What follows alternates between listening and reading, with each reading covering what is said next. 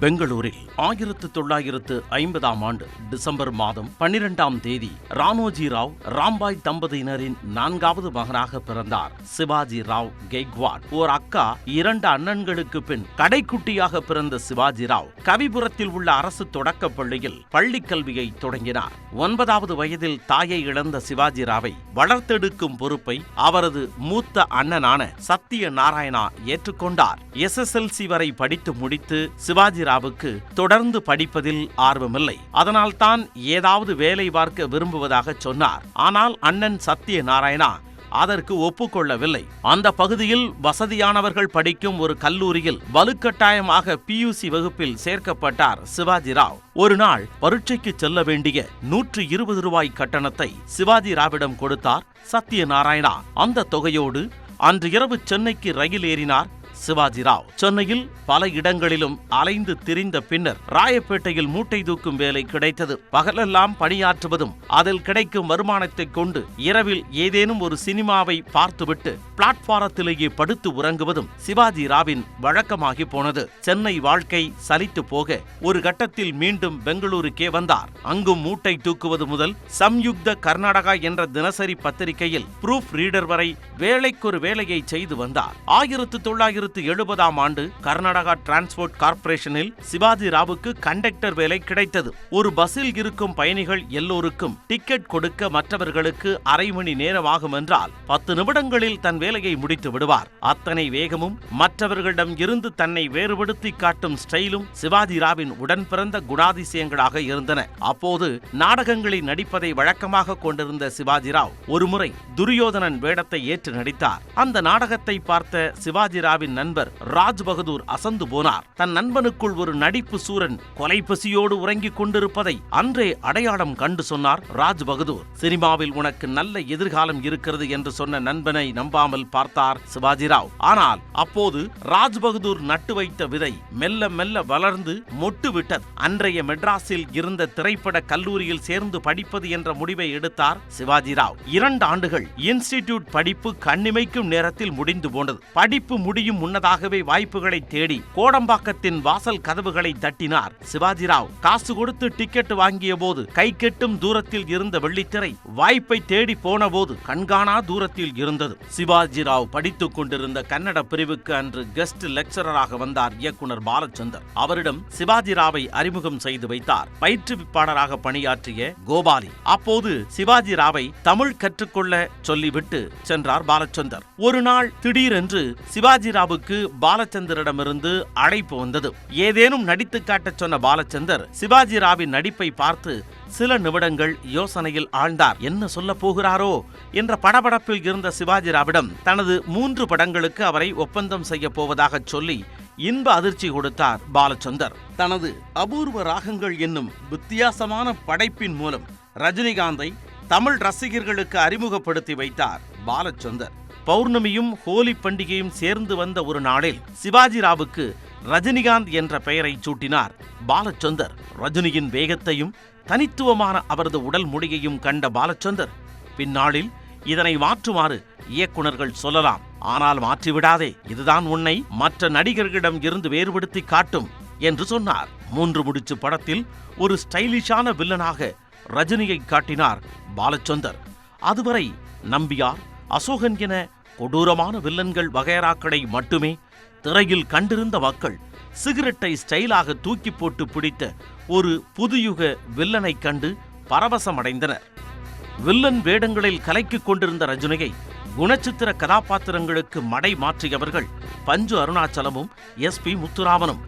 புவனா ஒரு கேள்விக்குறி படத்தின் மூலம் ரஜினியின் புதிய பரிமாணம் புலப்பட்டது. அப்போது தமிழ் சினிமாவில் நடிகர்களை தாண்டி இயக்குனர்கள் வீரியமாக உருவாகிக் கொண்டிருந்தனர். பாரதி ராஜா, மகேந்திரன் என புதிய இயக்குனர்கள் அறிமுகமாகி தமிழ் சினிமாவின் வண்ணத்தை மாற்றிக் கொண்டிருந்தனர்.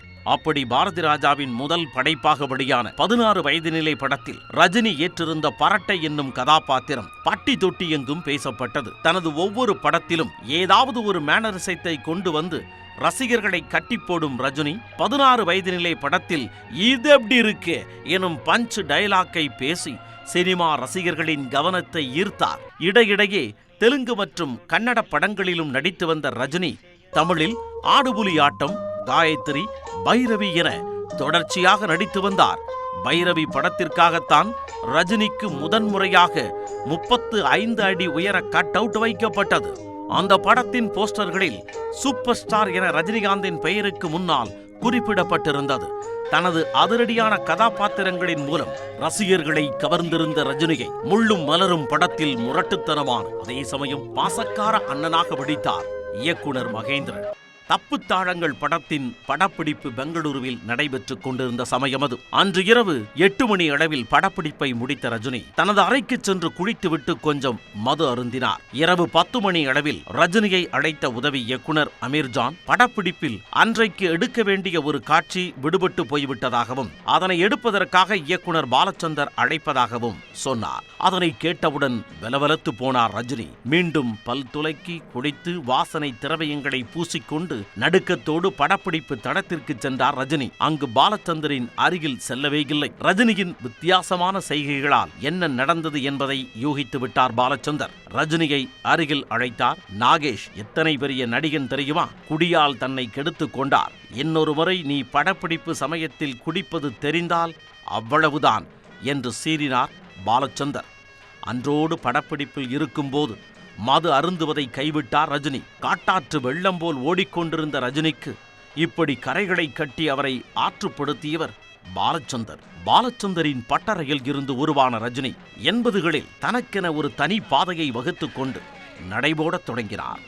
எஸ்.பி. முத்துராமனின் இயக்கத்தில் வெவ்வேறு விதமான கதாபாத்திரங்களில் நடித்த ரஜினி கமர்ஷியல் மாஸ் மசாலாவோடு களமிறங்கிய படம் முரட்டுக்காளை. பொதுவாக எம்மனசு தங்கம் என்ற இன்ட்ரோ பாடலோடு திரையில் தோன்றிய ரஜினியை ரசிகர்கள் கொண்டாடி தீர்த்தனர். திரை வாழ்வில் அடுத்தடுத்த கட்டத்திற்கு நகர்ந்து கொண்டிருந்த ரஜினியின் வாழ்க்கையில் தில்லுமுல்லு படப்பிடிப்பின் போதுதான் புதியதொரு அத்தியாயத்திற்கான அடித்தளம் இடப்பட்டது.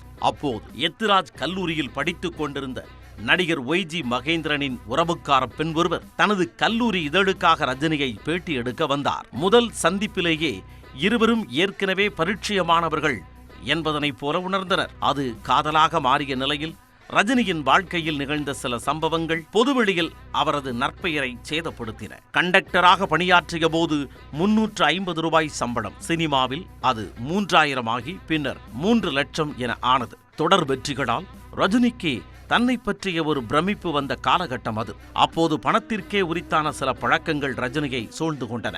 ஏற்கனவே கோபக்காரரான ரஜினி மது, மன உளைச்சல் எல்லாம் சேர்ந்து கொண்டதால் தனது கோபத்தை பொதுவெளியில் காட்டத் தொடங்கினார். அந்த கோபத்தால் 1979ஆம் ஆண்டு மார்ச் மாதம் 7ஆம் தேதி ரஜினி கைது செய்யப்பட்ட ஒரு சம்பவம் நிகழ்ந்தது. ஒரு வார பத்திரிகையில் சினிமா செய்தியாளராக இருந்த ஜெயமணி என்பவர் ரஜினி தன் மீது காரை மோத முயன்றதாக கொடுத்த புகாரின் அடிப்படையில் காவல்துறையை ரஜினியை கைது செய்தது. ஜெயமணி தன்னை தாக்கி பல செய்திகளை எழுதியதாகவும் அவரை வழியில் பார்த்தபோது அந்த தவறான செய்திகளை குறித்து விசாரிக்கவே காரை பின்னோக்கி இயக்கியதாகவும் ரஜினி விளக்கமளிக்க அப்போது ஜாமீனில் விடுவிக்கப்பட்டார். தொடர் உழைப்பு, ஓய்வின்மை, கெட்ட பழக்க வழக்கங்கள் எல்லாம் சேர்ந்து ரஜினியை படுக்கையில் தள்ளின. 1979ஆம் ஆண்டு மார்ச் மாதம் சென்னை விஜயா மருத்துவமனையில் அனுமதிக்கப்பட்டார் ரஜினி. அப்போது ரஜினியை தொடர்பு கொண்ட எம்ஜிஆர் உடல்நிலை குறித்து விசாரித்துவிட்டு தன்னை வந்து சந்திக்கும்படி கேட்டுக்கொண்டார். 2 நாட்கள் கழித்து ராமாவரம் தோட்டத்திற்கு சென்றார் ரஜினிகாந்த். அவரிடம் அன்போடு பேசிய எம்ஜிஆர், ஒரு நடிகனுக்கு உடல்தான் முக்கியம், அதனால் உடல் நலனை முறையாக பார்த்து கொள்ள வேண்டும் என்று அறிவுறுத்தினார். சீக்கிரம் திருமணம் செய்து கொள்ளும்படி சொன்ன எம்ஜிஆர், அப்படி திருமணம் முடிவாகிவிட்டால் தனக்குத்தான் முதலில் தகவல் சொல்ல வேண்டும் என்றும் அன்பு கட்டளையிட்டார். அந்த காலகட்டத்தில் சினிமாவை விட்டே விலகிவிடலாமா என எண்ணிக்கொண்டிருந்தார் ரஜினி. ஆனால் ஆர்.சி. சக்தியின் இயக்கத்தில் வெளியான தர்மயுத்தம் படம் திரை உலகில் ரஜினியின் இருப்பை உறுதி செய்தது.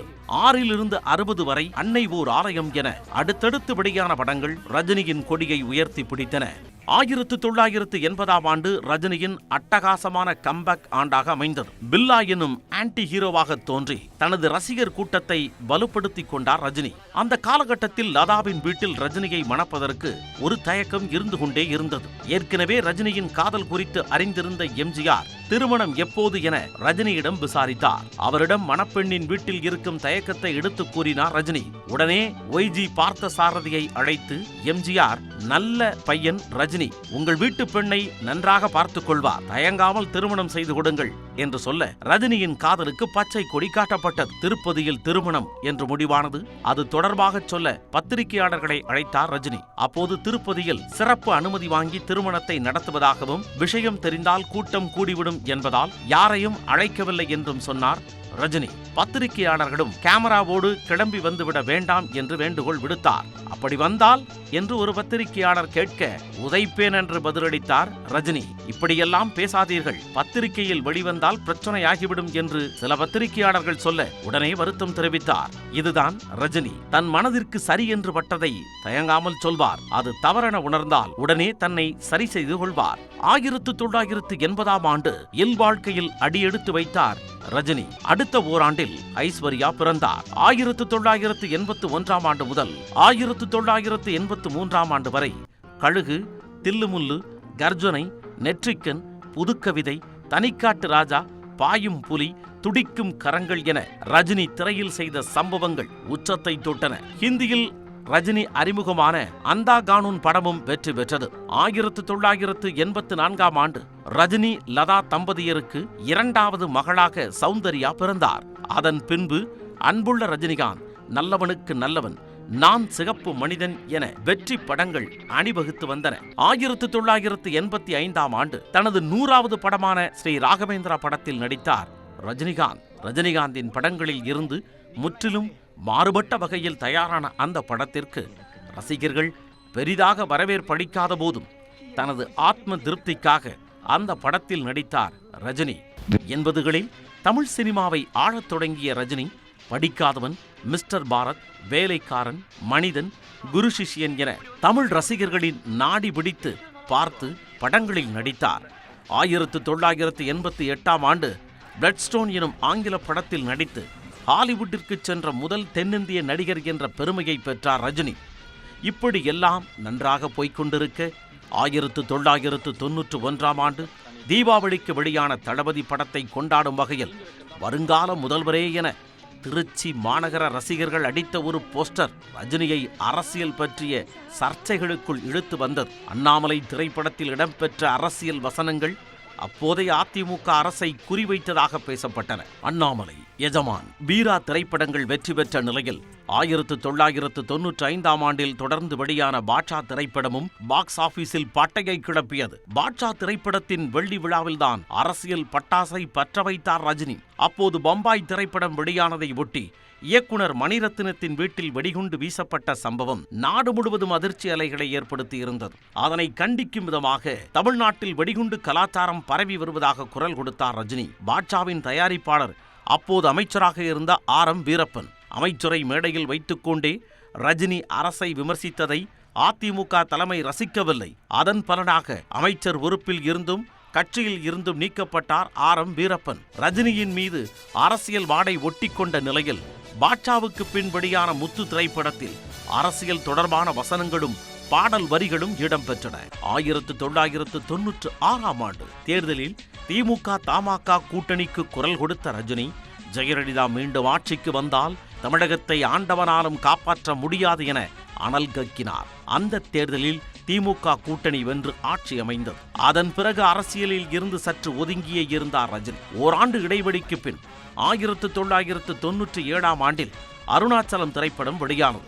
தேர்தல் பிரச்சாரத்தில் தன்னை விமர்சித்த மனோரமாவை அழைத்து தன்னோடு நடிக்க வைத்து தன் பெருந்தன்மையை காட்டினார் ரஜினி. வள்ளி படத்திற்கு பின்னர் வருடத்திற்கு ஒரு படம் மட்டுமே நடிப்பது என்ற முடிவை எடுத்தார் ரஜினி. சற்றே கூடுதலாக 2 ஆண்டுகள் இடைவெளிக்கு பின்னர் படையப்பா ரிலீஸ் ஆனது. நீண்ட நாட்களுக்கு பிறகு ரஜினியின் அக்மா அம்சங்கள் நிறைந்த படையப்பாவை ரசிகர்கள் கொண்டாடி தீர்த்தனர்.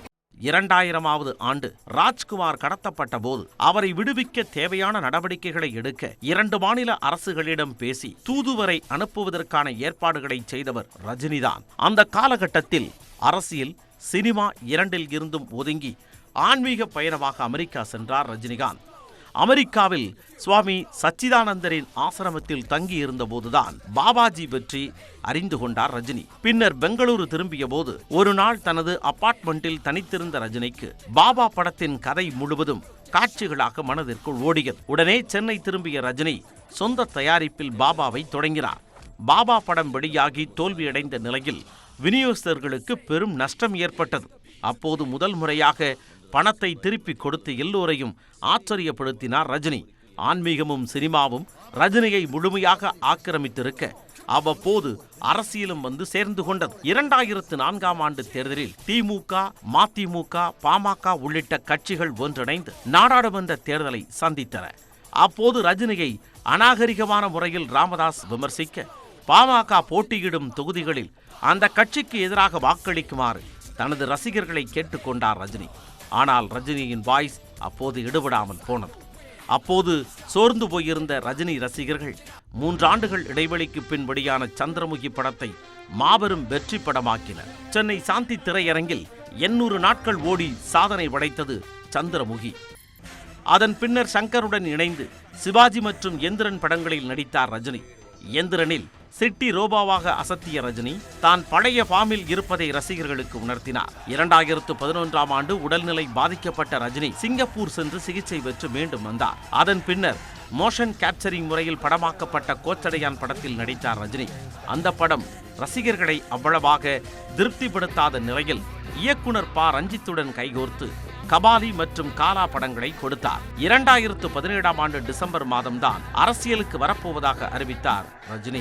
அதன் பின்னர் சங்கரின் 2.0, பேட்டை, தர்பார் ஆகிய படங்களில் நடித்தார். அந்த காலகட்டத்தில் ஏற்பட்ட கொரோனா பெருந்தொற்றால் தான் அரசியலுக்கு வரப்போவதில்லை என்ற முடிவை 2020ஆம் ஆண்டில் அறிவித்தார் ரஜினி. அதனால் ரஜினியின் ரசிகர்கள் ஏமாற்றம் அடைந்தாலும் தொடர்ந்து வெளியாகும் ரஜினியின் படங்களை பார்த்து திருப்தி அடைந்து கொள்கின்றனர்.